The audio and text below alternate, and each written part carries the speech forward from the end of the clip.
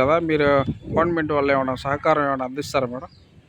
ప్రధాన మంత్రి ఫసల్ బీమా యోజన కింద దీంట్లో రైతు ఇన్సూరెన్స్ చేయించుకున్న పంట బీమా చేయించుకున్న ప్రతి రైతుకు కూడా 42,000 వరకు ఎకరాకి లాభం పొందేదానికి లబ్ధి పొందేదానికి అవకాశం ఉంటుంది.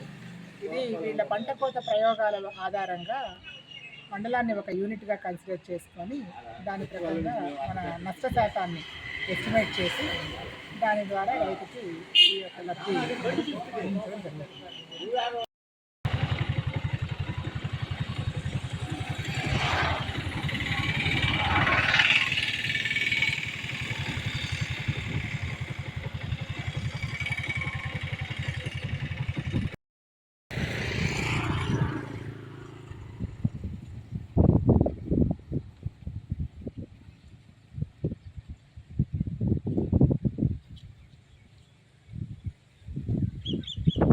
కదా మీరు గవర్నమెంట్ వాళ్ళు ఏమైనా సహకారం ఏమైనా అందిస్తారా మేడం?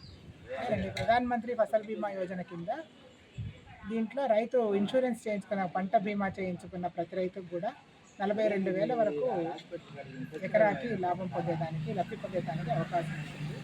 ఇది వీళ్ళ పంట కోత ప్రయోగాల ఆధారంగా మండలాన్ని ఒక యూనిట్గా కన్సిడర్ చేసుకొని దాని ప్రకారంగా మన నష్ట శాతాన్ని ఎస్టిమేట్ చేసి దాని ద్వారా రైతుకి ఈ యొక్క లబ్ధి అందించడం జరుగుతుంది.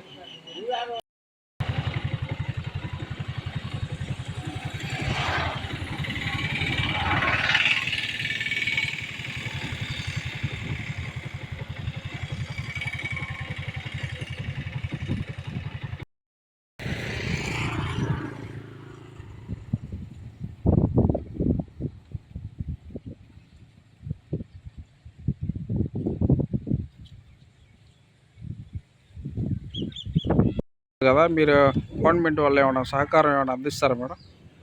ప్రధాన మంత్రి ఫసల్ బీమా యోజన కింద దీంట్లో రైతు ఇన్సూరెన్స్ చేయించుకున్న పంట బీమా చేయించుకున్న ప్రతి రైతుకు కూడా 42,000 వరకు ఎకరాకి లాభం పొందేదానికి లబ్ధి పొందేదానికి అవకాశం ఉంటుంది.